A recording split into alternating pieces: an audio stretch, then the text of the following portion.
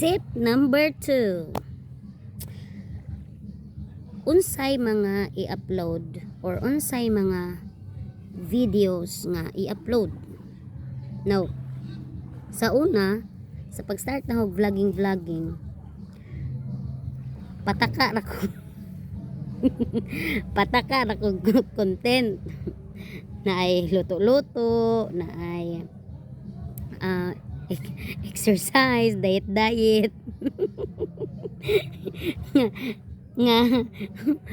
puro na day one. So natanaw na ako nga kay di man lagi ko consistent sa akong diet ug sa akong exercise, wa nagsilbi. So mo nang tip number 2, imong i-evaluate imong kaugalingon. Unsa may ahong potential, unsa ibot pasabot, unsa may skill nga naa naho. Na ba ko'y skill sa kanta, na ba ko'y skill sa pagsadyaw, or kung mag-exercise ko, masustain ba naho nga ang ahong mga videos puro exercise. Mga tapulan mag-exercise, di mag-content og exercise kay di wan ra kutob parehas aho. Ana, unsa pa, na ba kay potential, na ba kay talent sa comedy, makapakatawa ba kag mga tao. Ana, luto-luto ba imong talent? Nga na. So imong i-evaluate yung kaugalingon, unsa may ahong talent, unsa may ahong ika-share sa mga mutan-aw naho.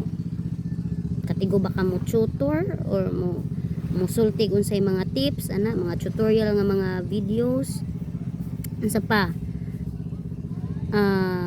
basta unsay imong ika-offer sa mga tao nga gusto mo tan-aw sa imong video. Mauna, in my case,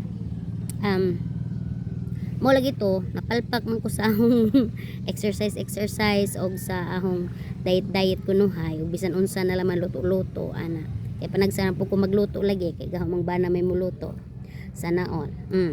So mo tong ingon ko nga, teacher man ko, mo jud ni nakakuan ho ba nga, why not sa akong trabaho ahong i-content, nganong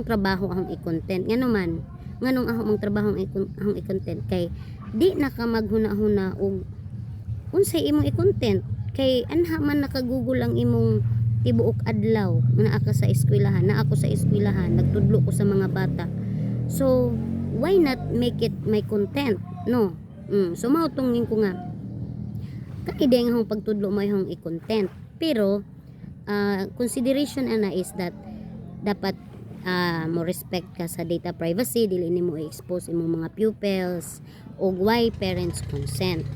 Actually sa ako, okay man ang mga parents nga ipakita ang ilang mga bata, pero ako na laman ang maglikay kay di malagi ta kahibaw pod unsay mga ipangsulti sa mga bata during my content, no, kay natural raman ang ilang mga response, no. So for the safety of everybody, di na laman ho sila ipakita sa ilarang tingog. So mo tuing ko nga kanina lamay hong i-content ang hong pagtudlo, kay naa namang gadzug ko dinhi, naa na ahong whole day na ako sa pagtudlo. So why not mo ni hong i-content. So mao to.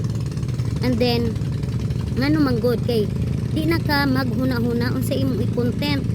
Di ba ka maglain-lain nga karon luto-luto, sunod exercise, dili ba consistent or dili ba pareho tanan ana. So mangita ka og content nga easy para nimo, pabor para nimo, ganahan ka o kanang effective ka ana din ang dapita. So mao na imong ipang consider in choosing your content.